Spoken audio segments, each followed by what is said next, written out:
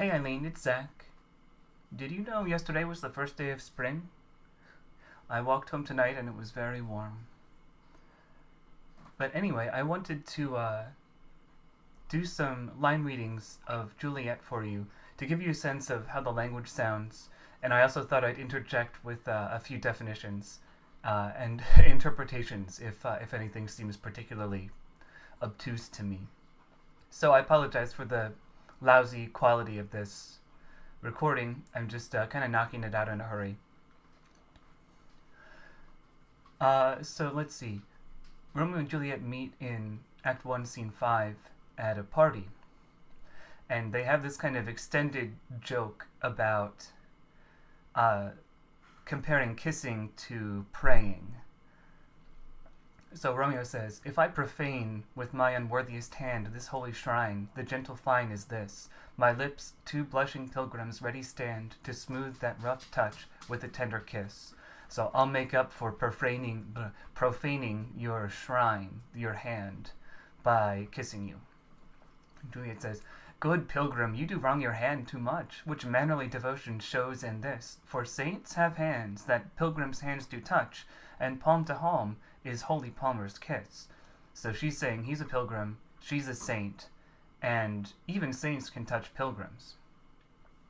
"Have not saints lips, and holy palmers too? Aye, pilgrim, lips that they must use in prayer. Oh, then, dear saint, let lips do what hands do. They pray, grant thou, lest faith turn to despair." He's saying, if you press your hands together to pray, well, then maybe you should press your lips together with mine, too. "Saints do not move, though grant for prayer's sake. Then move not, while my prayer's effect I take. Thus from my lips by yours my sin is purged. Then have my lips the sin that they have took. Sin from my lips, oh, trespass sweetly urged, give me my sin again." And then Juliet makes fun of him. She says, "You kiss by the book." So there she's playing hard to get, basically. And now she's hanging out on the balcony. This is the famous balcony scene. And she starts by talking, she thinks to herself, and Romeo, like a total creep, is hiding in the bushes listening to her. "Ay me, oh Romeo, Romeo, wherefore art thou, Romeo? Deny thy father and refuse thy name, or if thou wilt not, be but sworn my love, and I'll no longer be a Capulet. 'Tis but thy name that is my enemy. Thou art thyself, not a Montague. Though not a Montague, what's Montague? It is nor hand, nor foot, nor arm, nor face, nor any other part belonging to a man." In other words, Romeo's family, Montagues, are feuding with Juliet's family, but she's saying, how does your last name define you? It doesn't make you inherently bad. Your hand is your hand, your foot is your foot, blah, blah, blah, blah. "What's in a name? Oh, be some other name. What's in a name? That which we call a rose by any other name would smell as sweet. So Romeo would, were he not Romeo called, retain that dear perfection which he owes without that title. Romeo, doff thy name, and for that name which is no part of thee, take all myself." Doff thy name means take it off. Doffing your cap is taking off your cap to show respect. And if he does that, then he can take all of Juliet. And then Romeo jumps out and says, "I take thee at thy word," the creep. So then Juliet is talking a little lower down in the same scene. "Thou know'st the mask of night is on my face, else would a maiden blush bepaint my cheek. For that which thou hast heard me speak tonight, fain would I dwell on form, fain deny what I have spoke. But farewell compliment." In other words, she's blushing because she didn't want him to hear what she was saying. But, oops, he heard it anyway. "Dost thou love me? I know thou wilt say aye, and I will take thy word. Yet if thou swearest, thou may prove false. If I ask you if you love me, and I know you're going to say yes, but I'm not sure if you're going to mean it. At lovers' perjuries, they say, Jove laughs." Jove is Jupiter, who is Zeus, in the Roman Greek pantheon. "Oh, gentle Romeo, if thou dost love, pronounce it faithfully. Or if thou think'st I am too quickly won, I'll frown and be perverse and say thee nay. So thou wilt woo, but else not for the world. If you want me to play hard to get, I will. In truth, fair Montague, I am too fond, and therefore thou mayst think my behaviour light, but trust me, gentlemen, I'll prove more true than those that have more cunning to be strange. When she says fond, she means both fond of Romeo and also sentimental in general, quick to love. So, something that she's saying, you might think me forward for, admitting that I adore you so quickly, but I promise I'll prove that I'm being honest. I should have been more strange, I must confess, but that thou overheardst ere I was ware my true love's passion. Therefore pardon me, and not impute this yielding to light love which the dark night hath so discovered. She was planning on playing hard to get, but he overheard her, so, that act was kind of ruined. So they're going back and forth about what he should swear by, that he loves her. And she says, "Swear not by the moon." "Well, do not swear. Although I joy in thee, I have no joy of this contract tonight. It is too rash, too unadvised, too sudden, too like the lightning, which doth cease to be ere one can say it lightens. Sweet, good night. This bud of love by summer's ripening breath may prove a beauteous flower when next we meet. Good night, as sweet repose and rest come to thy heart as that within my breast." So she's being sensible here and saying, let's take it a little slower. But Romeo's like, hey, let's exchange our love's faithful vows. Thanks, Romeo. But to be frank and give it thee again, and yet I wish but for the thing I have. My bounty is as boundless as the sea. My love is deep. The more I give to thee, the more I have, for both are infinite. I hear some noise within. Dear love, adieu. Anon, good nurse. Sweet Montague, be true. Stay but a little, I will come again. Hang on, I'll be back. 3 words, dear Romeo, and good night indeed. If that thy bent of love be honourable, thy purpose marriage, send me word tomorrow, by one that I'll procure to come to thee, where and what time thou wilt perform the rite, and all my fortunes at thy foot I'll lay, and follow thee, my lord, throughout the world. So if you really want to marry me, send someone to talk to me.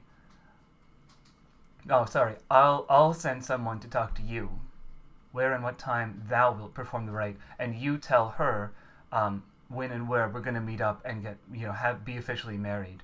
And then the next line, on all my fortunes at thy foot I'll lay, really complicates matters because Juliet is going to bring with her a really serious dowry. So we're pretty sure that Romeo isn't struck by coin at all, but it's this kind of undercurrent. Like, there are a whole lot of reasons to question how serious this love really is, and that's one of them, that Juliet comes with a huge amount of money. Here is when Juliet finds Romeo dead in the last scene. "What's here? A cup closed in my true love's hand? Poison, I see, hath been his timeless end. Oh, churl, drunk all and left no friendly drop to help me after." In other words, I see that he's taken poison, but he drank it all, so I can't take any poison either, any friendly drop of poison to help me join him. "I will kiss thy lips. Haply some poison yet doth hang on them to make die with a restorative." The kiss is a restorative, but ironically, if his lips are still poisoned, there's a little residue there. This restorative, loving gesture might also kill her. "Thy lips are warm. Yea, noise? Then I'll be brief. Oh, happy dagger, this is thy sheath. There rust, and let me die." So she stabs herself. Her breast is its sheath. Alright, just taking one more look here. Act 3, Scene 2. This is Juliet, the morning after the balcony scene, and she's, surprise, surprise, thinking about Romeo. "Gallop apace, you fiery-footed steeds, towards Phoebus' lodging. Such a wagoner as Phaeton would whip you to the west and bring in cloudy night immediately." Phoebus is the sun, and the story is that the sun is hauled on a chariot. So she's basically saying, I can't wait for the sun to go down so Romeo will come and we can have sex. There's a whole lot of classical allusion in Shakespeare that, frankly, it's most of it is best to just ignore. Spread thy close curtain, love performing night, that runaway's eyes may wink and Romeo leap to these arms, untalked of and unseen. Lovers can see to do their amorous rites by their own beauties. Or if love be blind, it best agrees with night. Come, civil night, thou sober-suited matron all in black, and learn me how to lose a winning match played for a pair of stainless maidenhoods. Hood my unmanned blood, bating in my cheeks with thy black mantle, till strange love grown bold think true love acted simple modesty. She's saying the same thing over and over here. And that's one thing that I think hurts comprehension of Shakespeare. People tend to think, like, okay, he said it, so he must be moving on. But it sounds like he's just saying the same thing, so I must not be getting it. Like, no, you're getting it. He's just saying the same thing over and over again. Spread thy close curtain, love performing night. Night that's going to facilitate my love. I just want you to close the curtain so it'll be dark again. Lovers don't need light to see because love, their own beauties show them what to do. Civil night, thou sober-suited matron all in black, and learn me how to lose a winning match played for a pair of stainless maidenhoods. Hood my unmanned blood, bating in my cheeks with thy black mantle, till strange love grown bold think true love acted simple modesty. I'm actually not entirely sure what this means, but I believe she's talking about the pair of stainless maidenhoods. Obviously one is hers. The other might be Romeo's. I mean, you wouldn't normally say maidenhood about a man, but the point is here that they're both virgins and they're going to stop being virgins. When she says strange love, she means weird or deviant or bizarre, and in this case it's bizarre because it happened so fast and it's between enemies. Until strange love overcomes true love. Come night, come Romeo, come thou day in night, for thou wilt lie upon the wings of night, whether that new snow on a raven's back, whiter than new snow on a raven's back. It'll be so awesome that it'll be like the sun is shining anyway. Come, gentle night, come, loving black-browed night, give me my Romeo. And when he shall die, take him and cut him out in little stars, and he will make the face of heaven so fine that all the world will be in love with night and pay no worship to the garish sun. Alright, so it's getting a little morbid here. She's imagining that when Romeo dies, he'll ascend to the heavens and become stars, and then night will be even more awesome than it is now. Oh, I have bought the mansion of a love, but not possessed it, and though I am sold, not yet enjoyed. Ahem. So tedious is this day, as is the night before some festival to an impatient child that hath new robes and may not wear them. She's impatient like a kid who wants to go to a party the next day and put on fancy clothes.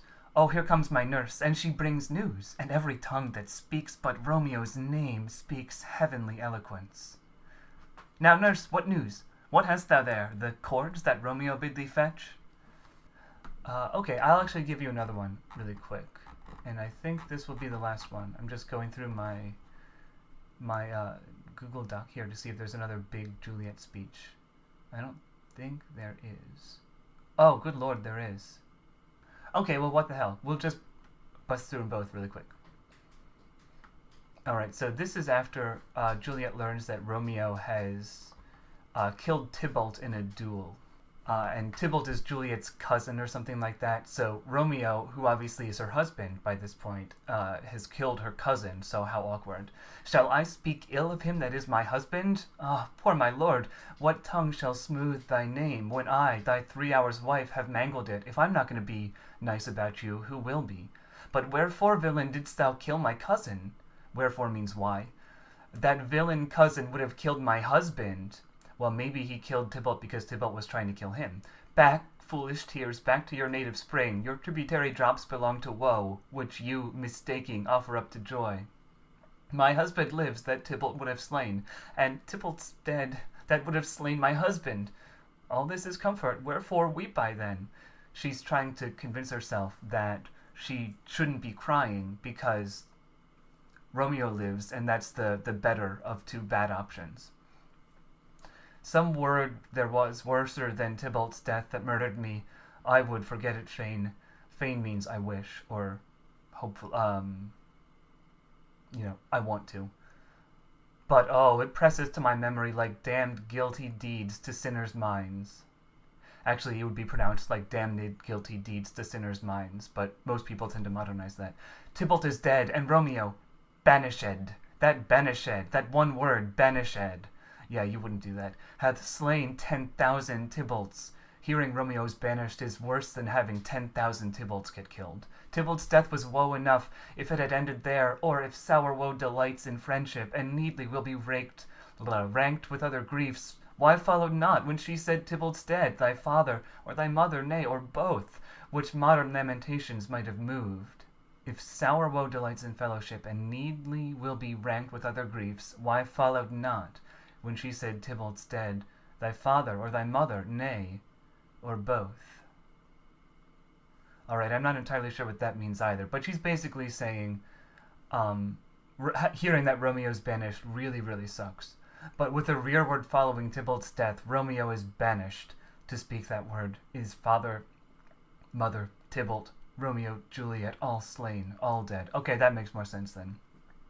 She's offering up thy father or thy mother as other options of people who would get killed. And that would make her as sad as Romeo. And she's saying that hearing everyone she ever loved was killed wouldn't make her as sad as hearing Romeo was banished. Romeo is banished. There is no end, no limit, measure, bound in that word's death. No words can that woe sound. Where is my father and my mother, nurse? Alright, so this is Juliet's monologue when she's about to take the fake poison, the poison that makes her look like she's dead, but not actually die. Because the scheme is, she'll take the poison, look like she's dead, they'll stick her in the crypt, Romeo will creep into the crypt and grab her, and then they'll both elope, basically. So she's lying in bed, looking at the vial of potion, but she also has a dagger in her hand. Farewell. God knows when we shall meet again. I have a faint cold fear thrills through my veins that almost freezes up the heat of life. I'll call them back again to comfort me. Nurse, what should she do here? My dismal scene, I needs must act alone. She's thinking about calling her parents and her nurse in to comfort her, but she decides that she needs to figure out things alone. Come, vial. What if this mixture do not work at all? Shall I be married, then, tomorrow morning? No, this shall forbid it. Lie thou there. So she's saying that if the mixture doesn't work and she's forced to marry this other guy that her father set up for her, she'll commit suicide with the dagger. What if it be a poison, which the friar subtly has ministered to have me dead, lest in this marriage he should be dishonored, because he married me before to Romeo?